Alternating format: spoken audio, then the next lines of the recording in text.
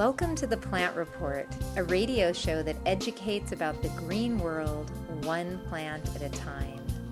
The Plant Report is a new educational resource about plants, herbal medicine, ethnobotany, and the human-plant relationship. Listen to our podcast, read our blog, watch our videos, and learn from experts and the plants. The Plant Report is a project of Sustainable World Radio and is hosted by Jill Cloutier. Thanks for listening to The Plant Report because every plant has a story. Today we'll be talking about native plants of the Appalachian woodlands with educator, designer, and farmer Trevor Piersol. A graduate of the Allegheny Mountain Institute, Trevor was a founding member of the AMI Urban Farm at the Virginia School for the Deaf and Blind. Trevor is the co-founder of the Shenandoah Permaculture Institute and organically grows perennial fruits and medicinal herbs with a focus on easy care native plants in his home state of Virginia. Welcome to the show, Trevor. Thank you so much. I'm so glad you're here, and we're going to be talking a lot about Appalachia or Appalachia, and I wanted to ask you, how should I be pronouncing this area of the U.S.? So where I live in the part of Virginia where the Appalachian Mountains go through, we say Appalachia. And from what I understand is it depends on the region that you live in as to how you pronounce it. That makes sense. And for listeners who aren't familiar with what region of the U.S. we're talking about, can you just describe it a bit so they get an idea of where these plants that we're going to be discussing later are living? Sure. So the Appalachian Mountain Range goes along the entire east coast of North America from about Tennessee, Alabama area all the way up to Ontario, actually. Wow, so it's a vast, vast area. A really long, narrow chain of mountains that runs up the entire East Coast. Mm-hmm. And tell us a bit about the area where you're located in Virginia. What's the climate like there, and what are the conditions in the woodlands where these plants are? So we are in the western part of Virginia. I live in the Shenandoah Valley, which is in the heart of Appalachia. It's a temperate climate. We get really steady, abundant rainfall. We get about 40 inches of rain per year, and that's spread out pretty evenly throughout all the months, which is really nice for farming and for growing plants. Really temperate climate, zone 6, so we get probably the lowest temperatures we get are about 0 degrees, generally about 15 degrees Fahrenheit. Yeah, and it's just very lush. There's a lot of deciduous plants, lots of deciduous trees. A huge amount of diversity in this part of Appalachia. In terms of plant diversity, it's one of the most diverse forests in the country. That's what's really interesting is there's definitely a rich tradition of plant lore and plant use in this area. How far back does this go? As far as I know, it goes back as long as humans have been on the continent, which there's debate about that, but 10,000 years before, 10,000 BCE is when we think the first humans came over, and these plants have been here for much longer. They're really ancient plants. Some of the oldest flowering plants in the world actually live in Appalachia. And the mountain range itself has been around for 480 million years, so it's a really ancient mountain range. That's mind-blowing, isn't it, when you think about it? It really is. It's like every time I go hiking, it's like stepping back in time. It's like time travel. It's really amazing. And so you said it's very biodiverse in plant life. And I was reading an article last week about how in just one section of Appalachia, there were thousands and thousands of species of plants. So I bet there's many plants there that we haven't even yet discovered. Absolutely. I've heard the same thing, that there's a lot of plants that we haven't even discovered. Same goes with fungi. There's a lot of mushrooms, mushroom diversity, and many, many that have not been discovered. That's exciting.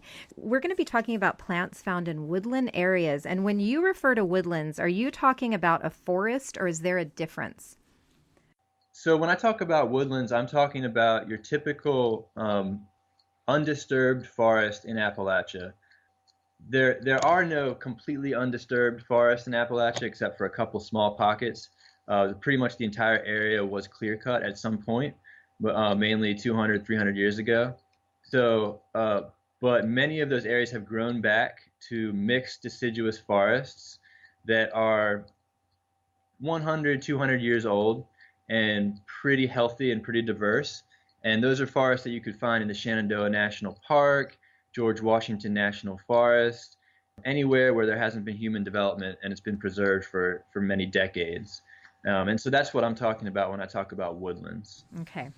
Do you have anything else that you'd like to share with listeners about this area of the U.S. that you feel they should know before we dive in and just start talking about some of these plants more in depth?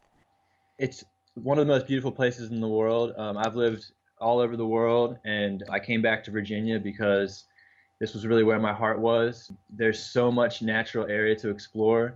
If you ever get a chance to visit Virginia, I highly recommend visiting the Shenandoah National Park. There's also a rich tradition of plant use, both from the Native Americans and the early European settlers who settled the Shenandoah Valley. So there's a really rich tradition that we can draw off there. When did you first become aware of the plants that were growing around you? As a child, were you always interested in plants, or did this come at a later time in your life? I did. So I actually grew up in Richmond, in the city, in downtown Richmond, and did not have a lot of exposure to the outdoors.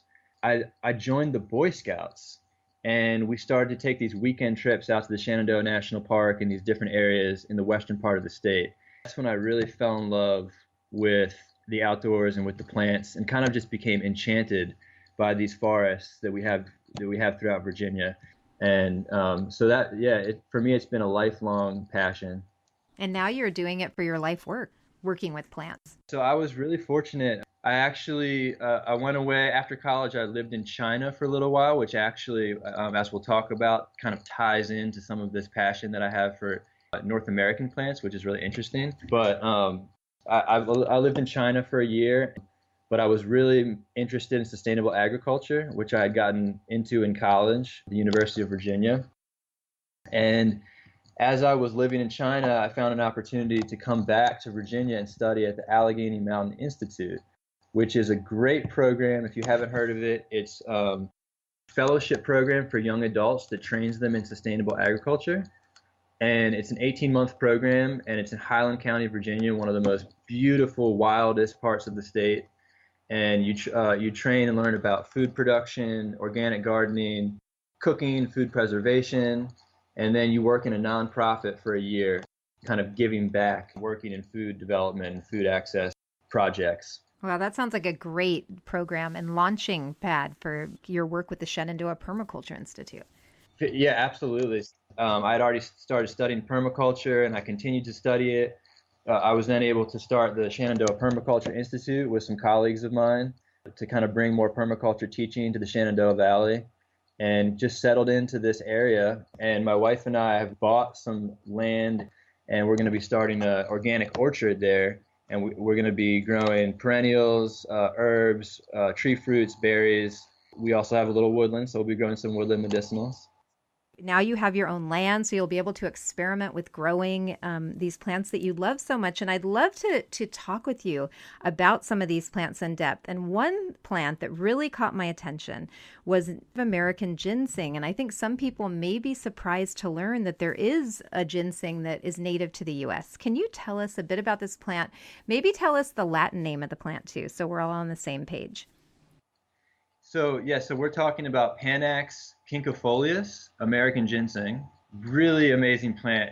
And the story, I actually would love to tell the story of American ginseng and tell it along with the story of Asian ginseng, because it's a really fascinating story, and the two are kind of intertwined. It sounds great. Let's go for it.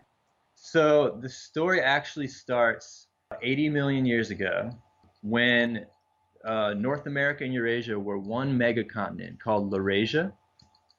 This was at the dawn of the age of flowering plants. So the angiosperms, the flowering plants, were just starting to evolve. Ginseng is one of the oldest flowering plants that we still have in existence.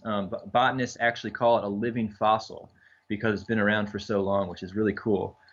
And the common ancestor of ginseng, at one time, it was one plant.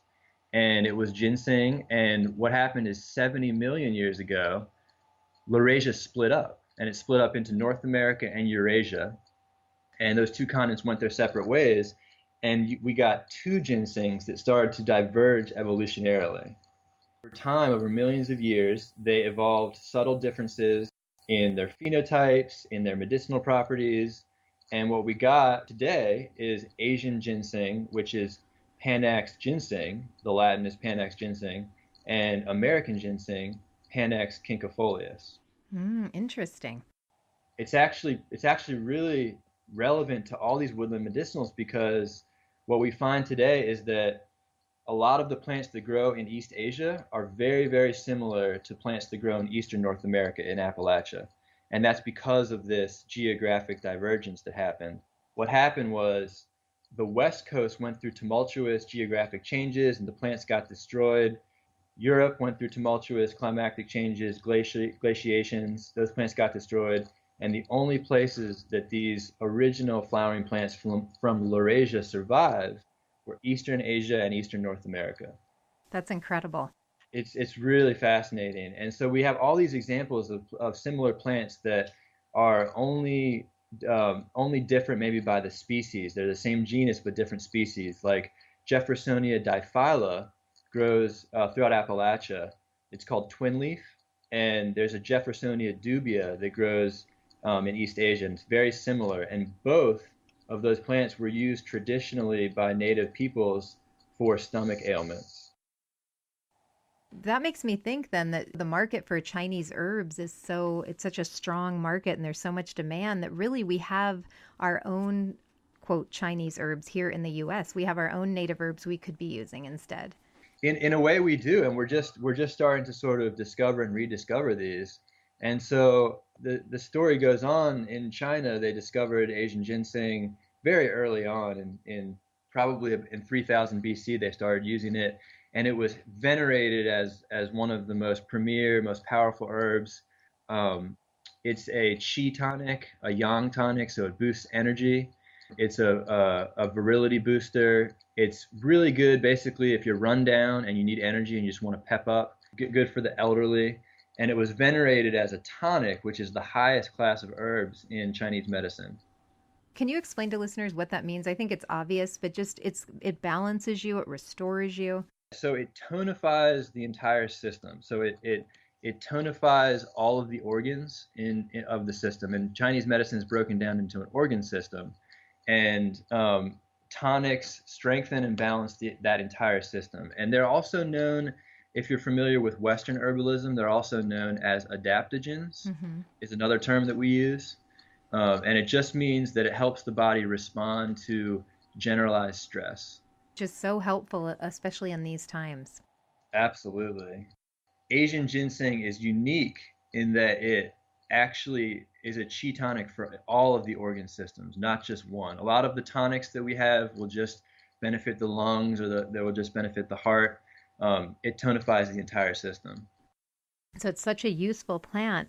And, you know, in some of the herb books that when I was researching for this interview, they said that our variety here in your neck of the woods in Appalachia is the best variety in the world and the most potent. Have you heard that?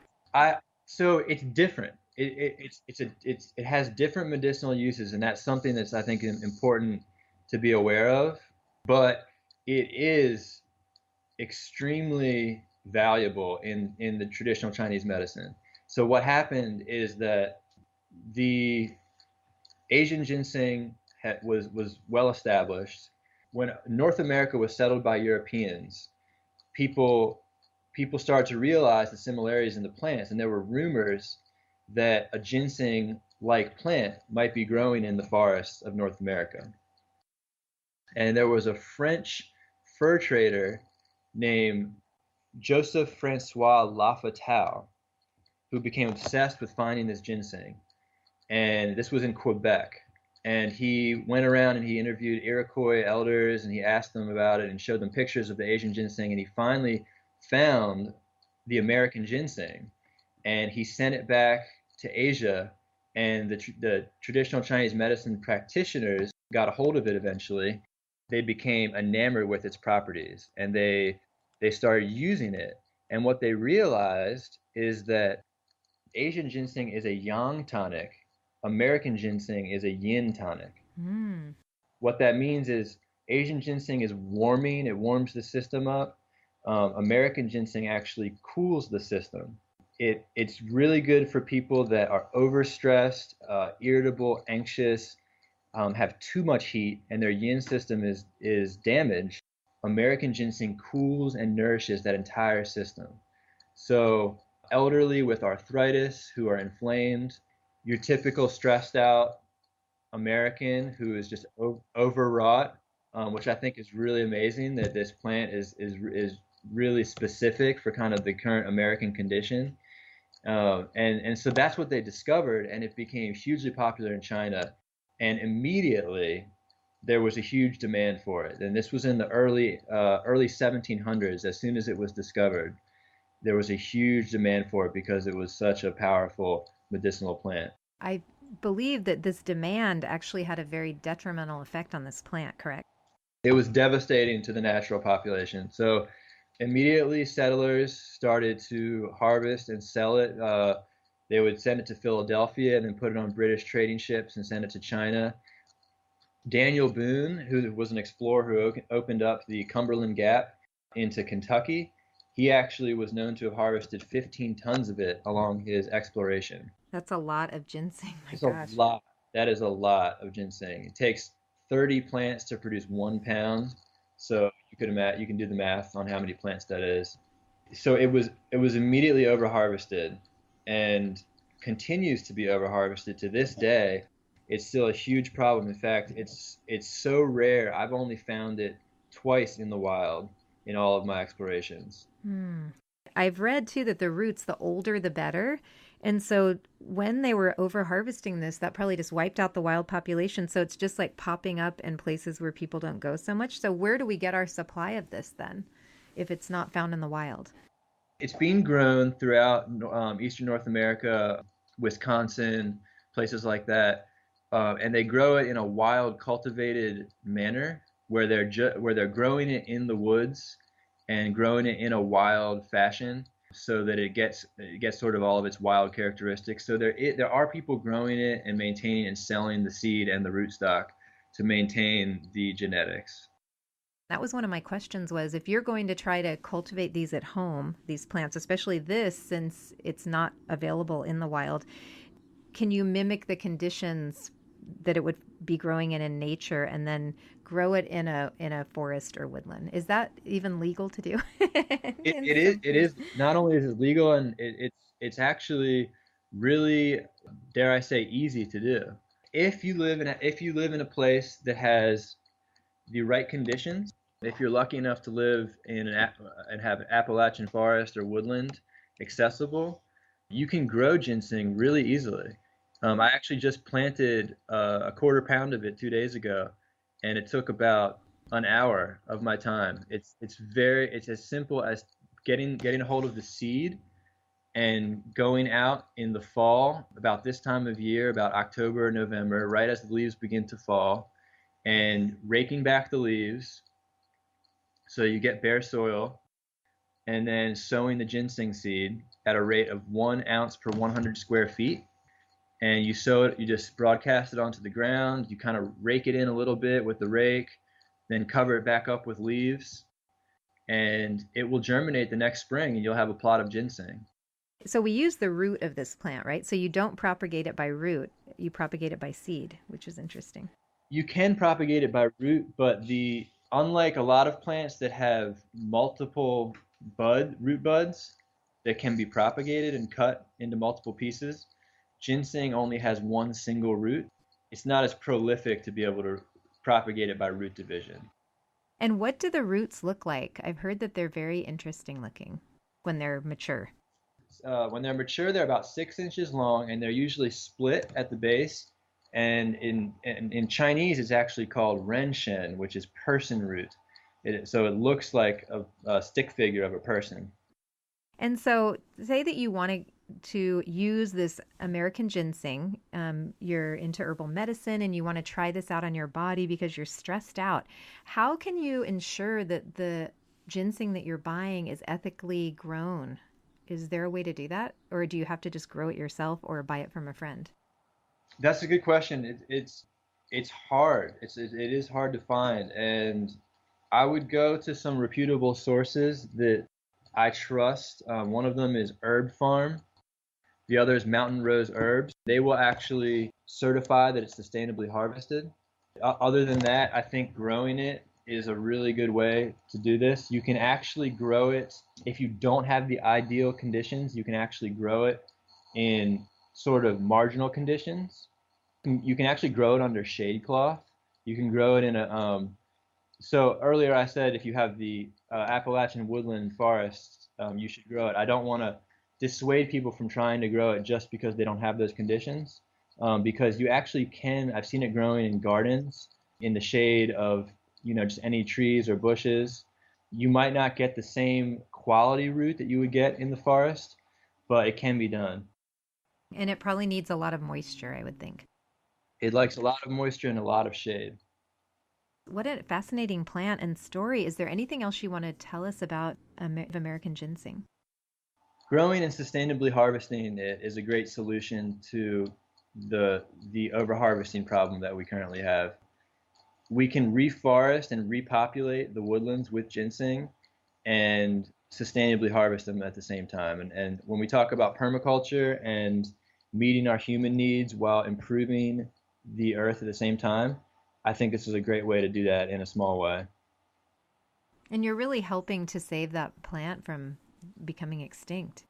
It's really helping to save it. I will say there are risks to growing. It's like we were talking about, it's still overharvested and there's still a lot of poaching that happens. I talked to a extension agent from North Carolina who worked with ginseng growers, and he said that every single grower that he worked with got poached at some point. So that's just a warning that if you're trying to make a lot of money off of it or grow like a huge amount for production, there are risks. So I would recommend taking it slow, not focusing on production necessarily, but focusing on repopulating. And plant poaching, can you explain? I mean, I think it's obvious what that is, but tell us a bit about that. What are people doing, like sneaking in at night and uprooting all these plants and stealing them? Basically, it's poaching is the illegal harvest or theft of plants in the wild, and it's a really valuable plant. It still sells for about $400 per pound on the market. It might even be high, might even be up to 500 now. And so it's really valuable, and there's a culture in Appalachia of ginseng hunting, which is great, but it's not great when it's done illegally or when you're on someone's private land and you're poaching their ginseng. That's scary, actually. And so it sounds like there's a black market for these plants.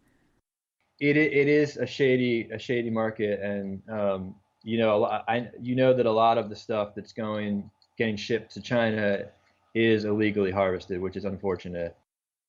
And I know another plant that is really it's very valuable is Goldenseal, and also rare, right, in the wild. Can you tell our listeners a bit about Goldenseal? Maybe give the Latin name of this plant, and then tell us a bit about this plant as well. Yeah, so another one of my favorite native plants, Hydrastis canadensis, is Goldenseal, and Goldenseal is even more rare than ginseng, actually. I have never found wild growing Goldenseal. Was it prevalent in the past? It was. It was very prevalent, just like ginseng. It likes the same conditions as ginseng, mixed deciduous forests, sloping hillsides. It likes north-facing coves because it likes really cool, moist environments. And so anywhere where you had that environment, it was probably growing. What happened is very similar story as ginseng. Its medicinal properties were discovered by the European settlers, or a couple hundred years ago, early on, and the demand for it just went through the roof, and it just got overharvested. The demand is still really high. It's actually misused a lot. A lot of people think that it's a strong antibacterial that can be used in place of antibiotics. It actually is only really an antibacterial when it's used topically. And what it's really used for, or useful for in particular, is to help clear a cold and on the third or fourth or fifth day of a cold, when you're starting to recover, it helps you clear that cold more quickly and effectively. So unfortunately, a lot of people think that that you can use it like an antibiotic. So as soon as they start getting a cold or the flu or anything, they go to the Echinacea Goldenseal mixture, and they think that they're going to kill off that virus or bacteria. And it's usually not very effective. And what it leads to is this huge demand and overharvesting. Mm-hmm. And so it's something more it helps your mucous membranes clear out, not so much to take for infections. And I thought that was interesting because I was always under the impression, I'm one of those people, but I don't take Goldenseal so much because I've heard through the years that it's very hard to get it, ethically harvested, and it's over harvested. But you said topically it's like an antibiotic. So you would make a paste out of the powder and then put it right on a cut or infection. Yeah, you could do that, or you could use the tincture. It's a lot of people use it for infections in the mouth. But yeah, I was the same. I used to use it for colds, and I've since I don't really use it much because for the same reason, because it's so rare. There's alternatives that people use, like Oregon graperoot, which has some of the same active compounds. The active compound in Goldenseal is called berberine, and it's what gives it that deep, rich yellow color. It's really an amazing looking root. If you've never seen it, it's like bright yellow and very vibrant, and that's from the berberine. Just like ginseng, this is something we can grow. It's probably even a little easier to grow than ginseng. You don't have to have exactly the ideal conditions. If you do, great, it'll thrive. But we can grow it in the garden setting.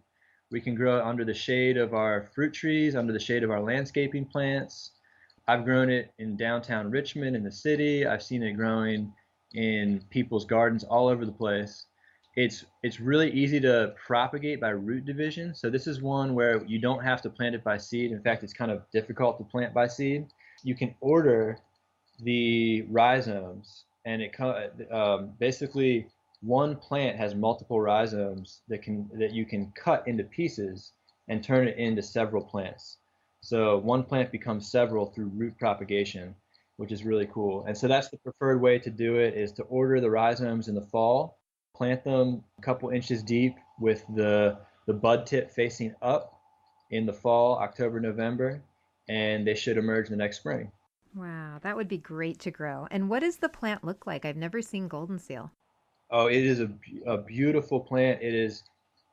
Looks very similar to Mayapple. A lot of people mistake it for Mayapple. So it's got rounded leaf that is light green and almost glows in the sunshine. It's like the leaf color is amazing, and it's about 6 inches wide. The leaf is, and the root, like I was saying, is bright yellow. I know, what a plant. I've been studying herbs and taken many herb classes over the years.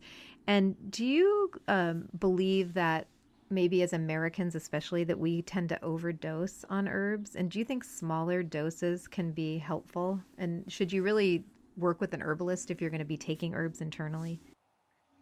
It's interesting you say that, because Goldenseal in particular is actually an herb where smaller doses are actually more effective, or just as effective.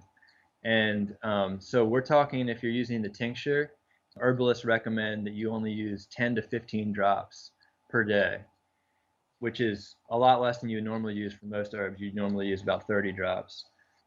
And so I mean, there's different schools of thought on it. There's a school of thought that you get the medicinal actions of these herbs from very low doses, almost like homeopathic doses.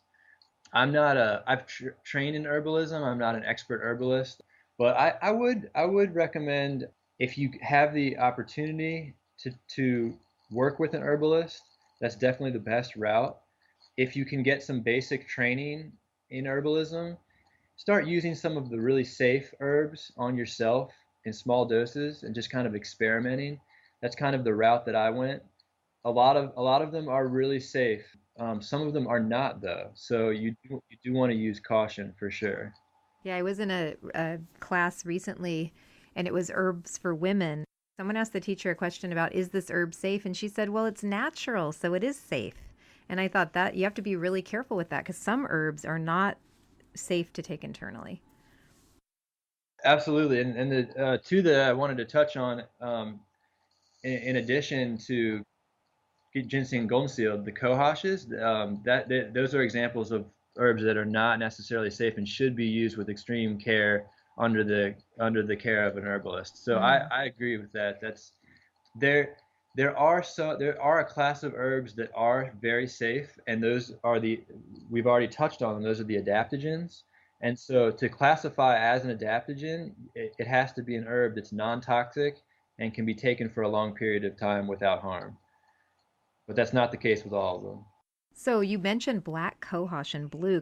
Let's start with black cohosh and maybe tell us the Latin name of that plant and then tell us about this plant. Yeah, so black cohosh is Actaea racemosa, and it's another herbaceous plant that's native to Appalachia and eastern North America. I like to think of it as the grandmother plant.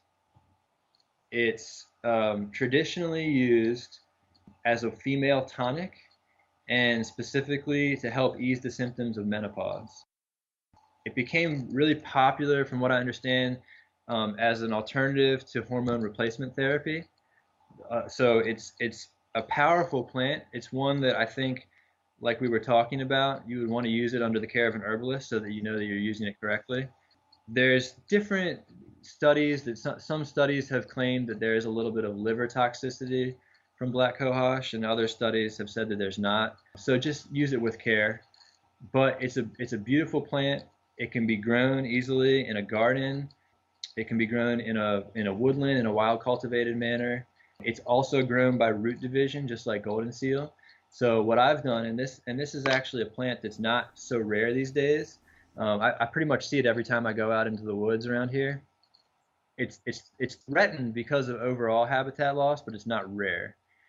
And so if you can find like a healthy patch of black cohosh where there's dozens and dozens of plants, you can actually harvest it yourself, dig it up in the fall, cut the root into root divisions, so you have individual rhizomes with individual buds, and you can plant those buds in your garden in the fall and have black cohosh. Oh, that's great. And this is really helpful. I've read about this for years for regulating hormone production, balancing hormones. And I think does it have an estrogen-like action in the body? There's debate about that, but we do think that it has some compounds that mimic estrogen, which give it its hormone balancing properties. I think you mentioned this is one that you wouldn't use while you're pregnant, during pregnancy. Correct. And so anything else you want to tell us about black cohosh?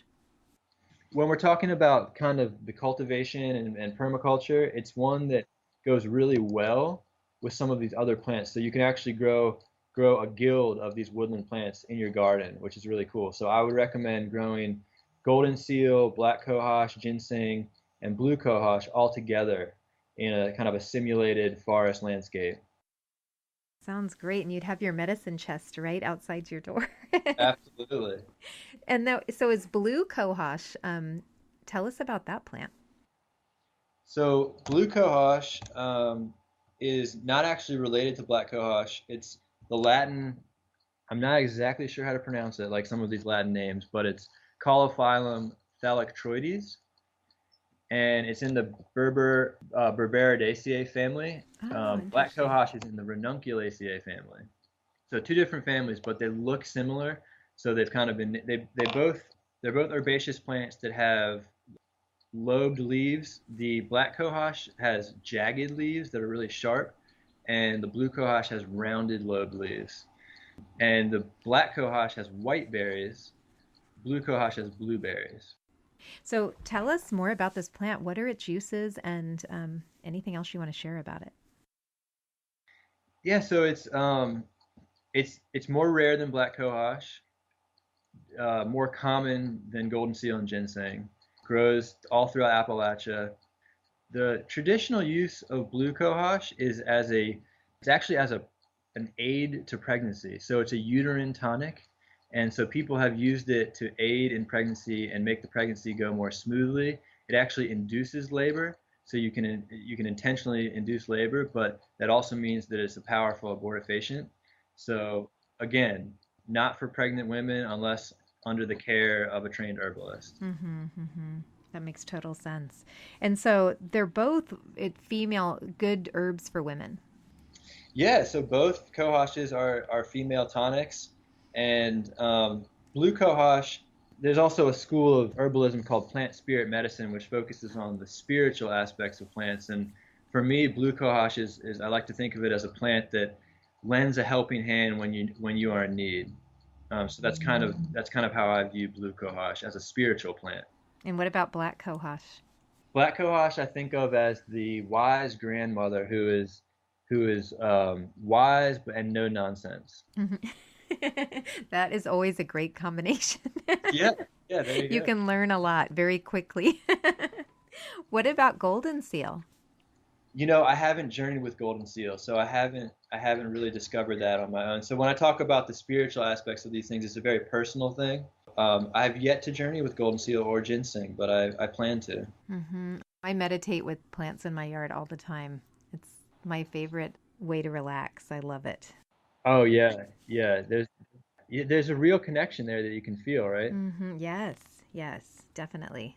It's amazing. We've done in the herbalism classes that I've done. We've done plant journeys, and we'll meet a new plant, and people will sit and meditate with it, and just kind of write down their impressions of its energy and its uses, and it's amazing how accurate they are from just pure intuition of what the actual demonstrated use is. Well, many plant people and plant people that heal with plants and, I don't know, shamans or medicine people do say that, how did you learn about this plant? The plant told me. Absolutely. Yeah. I mean, a lot of people think that there's no way we could have learned so much information about these plants so fast as humans if there wasn't some sort of communication between humans and plants. So we've talked about ginseng, black cohosh, blue cohosh, and goldenseal. Are there any other plants, Trevor, that you would love to share with listeners today? Am I allowed to talk about mushrooms? Yes. Well, the reason I say that is because Appalachia is really rich in fungal diversity, and I think of them in the same way as the plants, in that they're these amazing native plants that naturally grow abundantly where we live, and we can actually interact with them and actually cultivate them. So one of my favorites is the Reishi mushroom, and I'll just touch on that briefly. But just like ginseng, it grows in Asia, Ganoderma lucidum, and it grows in North America throughout Appalachia, and it's called Ganoderma tsugae. And tsugae is the Latin for hemlock. So it grows on hemlock trees, which we have lots of around here. And it's such an amazing medicinal mushroom. In Chinese medicine, it's called the mushroom of immortality, Lingzhi.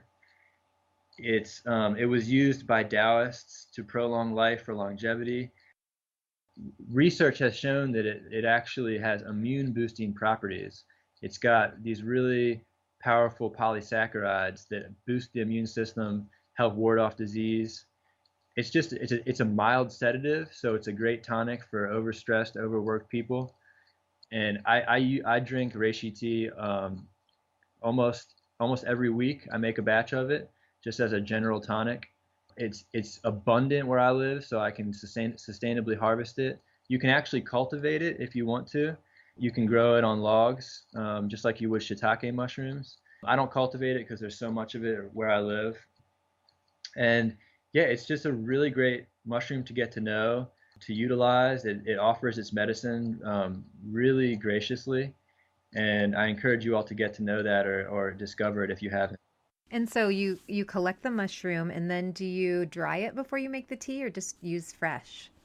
Yeah, you can do both, but if you want to preserve it, you can dry it, and it's really easy to dry. You just set it out in the sun, and you can cut it into slices and dry it like that. And then I make the tea with the dried mushroom. And do you pour boiling water on it and let it steep? So what I do is I cut it into tiny pieces and I put it in a pot of water and I simmer it and let it simmer for 3 to 5 hours. And you actually don't want to let it boil too much because that's just a little bit too powerful, a little too vigorous. So a gentle simmer is ideal. That mushroom is just world renowned for its longevity. And so you drinking the tea, I've never made mushroom tea. I'll have to try that. Yeah, and I'll combine it with other mushrooms to make kind of a longevity tonic. I'll combine it with maitake and cordyceps, and that's kind of like a super combination. Any other mushrooms you'd like to talk about? There's a lot I could talk about, but I'll talk about the chaga mushroom. Chaga is This is a really neat one. It's a mushroom that grows native to North America throughout Appalachia. It generally grows on birch trees, and it actually the part that we use medicinally is actually not the mushroom. It's actually part of the body of the fungi, and it actually grows on dying birch trees that are close to dying or diseased birch trees, and it's a really dark black protuberance that sticks out from the trunk of the tree, and it's like this black mass. It almost looks like the tree was burnt, like charred, and it's black on the outside and then brown on the inside, and you just kind of slice off that protuberance, and that's the part that you harvest for its medicinal use. So chaga has a long traditional use, particularly in Russia, where it also grows, and it's just like reishi. It's a powerful immune booster. I like to use it in the winter time when, during cold season. It's a warming plant. It's a warming fungus. So I like to make sort of like a coffee-like drink out of it, where you grind the dried chaga mushroom and grind it into a powder, steep it just like coffee. You can add maple syrup or honey, and it's just a really delicious, rich, healthful, immune-boosting drink. When you're drying these mushrooms, do you have like a drying rack, or is it just laying them on a plate and letting them dry? How long do you have to dry them for? Reishi and Chaga dry really easily. Sometimes I'll just put them on an open windowsill with a breeze. But a lot of times I'll make a drying rack out of a screen and dry them in the sunlight. But they're really easy to dry. And the chaga sounds fascinating because you're not using the mushroom itself, you're using kind of the grow medium that it's growing on? Yeah, it's exactly. And I've never actually seen fruit. I've never seen the fruiting body of a chaga. I think that they only fruit when the birch tree dies or something like that. Fascinating. That's really fascinating. Any other types of fungi you'd want to share? I think those are the two most powerful medicinal ones we have. There's lots of delicious edible fungi that grow throughout Appalachia. But I would like to say that just like I get really excited about going out and harvesting these mushrooms. They're beautiful. They're amazing. We really don't want to over-harvest them. We don't want to. I've already started to see a huge demand for chaga in particular on the internet and in commerce, and I worry about where it's being harvested and how much of it's being harvested. Just use it with respect and caution. Maybe just use it for personal use. I don't know, whatever you feel like is the right way, but definitely be cautious about that. I could see that. And if you're growing these, so say you're going to grow mushrooms at home, you're going to grow some of these plants we've talked about at home. How do you encourage the plant to have some of the wild qualities that it would have in its natural habitat? Do you have any tips for us on that? Yeah, that's a good question. So the more you can simulate the wild environment, the more medicine you're going to get in the plant. In particular with ginseng, really it comes down to trying to mimic nature and trying to mimic the natural conditions where these plants are grown. And a lot of times that means being hands off. So when we plant our ginseng, we rake back the leaves, but we leave any logs that are in place, kind of work around the existing trees and the existing rocks. And once we plant it, we don't really do anything to it. We don't fertilize it. We don't weed it. We let the plant struggle and survive on its own to produce that really good medicine. So that's kind of the approach you want to take. So you learn about its natural conditions, and then you're like, sorry, plant, I'm watering the broccoli, but not you. Yeah, exactly. Oh, and then are there regulations in place to protect these plants in the wild? Because we want to maintain the integrity of these areas. Are there any regulations that help do so? That's a good question. I'm not sure the exact regulations. I do know that there are regulations for harvesting ginseng and goldenseal on public land, national forests, and national parks. And I think that there's actually a season, sort of like hunting. There's a season for harvesting, and you have to get a permit to do so. And so you want to look into that because I'm not exactly sure, and it might vary depending on where you are. But you certainly can't just go out into the national forest and harvest ginseng or golden seal without checking into your local regulations. Which is good, right? Because it helps protect the plant. Absolutely. Yeah, I think that's a great thing. And then you did mention earlier that, and I know we're getting close to the end of our time, but you did mention earlier that if you live close to a woodland, you can plant the plants there. But is that going to cause too much disturbance if everyone goes out and starts farming the woods? How do we maintain that balance of what would grow there naturally and us imposing our view on what we want to grow? Yeah, that's an interesting question. In permaculture, we talk a lot about zones of use for your habitat. Zone 1 is your most intensely cultivated area and close to your home, where you're going to have your vegetable garden and your herbs, and all the way out to zone 5. And zone 5 is a wild area that you never disturb. You can walk in it, you can enjoy it, but you're kind of letting it take its natural course. So I think it's really important for us, as we're talking about land management, to have certain areas that are just zone 5. And so that's what we've done on our farm is there's parts of the woods that are zone 5 that we don't touch, and then there's parts that are zone 4 where we might do a little bit of light cultivation of ginseng and woodland medicinals. So we're getting close to the end of our interview time. I know both of us could talk about plants for another 3 hours, but Yeah, definitely. Listeners, we won't do that. But lastly, we've talked a bit about the threats these plants are facing. I think loss of habitat is a big one, over-harvesting, plant poaching. Any other threats that you'd like to share with listeners, and then maybe some ways that we can help? I wonder about climate change and the effects, if these plants are really sensitive to that. That's definitely a concern. I think we can help by educating ourselves about it. There's a great organization called the United Plant Savers. They exist solely to preserve and revitalize these plants that we've talked about. So you can get involved with them. They're a nonprofit organization.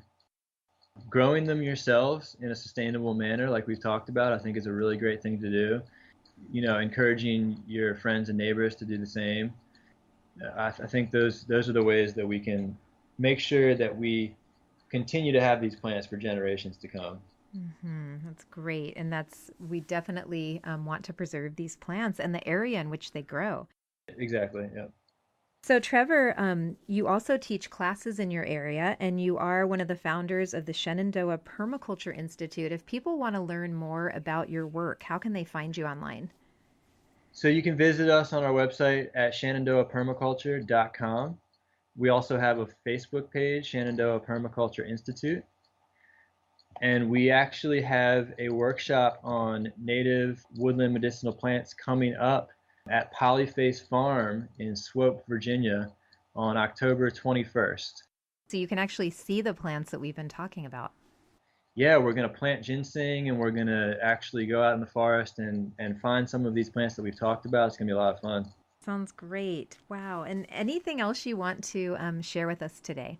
If you're interested in this stuff and want to talk more about it, feel free to reach out to me on through our website. And we do consultations for homeowners and landowners. If you're interested in getting a consultation or getting some advice on planting these things, I'd be happy to help you. Thank you so much for joining me today, Trevor. Thank you so much for having me. It was a lot of fun. It was really fun. Thanks for listening to The Plant Report. The Plant Report is produced by Jill Cloutier and is a project of Sustainable World Radio. For more podcasts about plants, permaculture, and ecology, visit our website, sustainableworldradio.com, and you can also find us on iTunes, Facebook, and Twitter. The Plant Report is created for educational purposes only and is not intended to diagnose, treat, cure, or prevent any health condition. Thanks for listening, and don't forget to thank the plants for everything they do.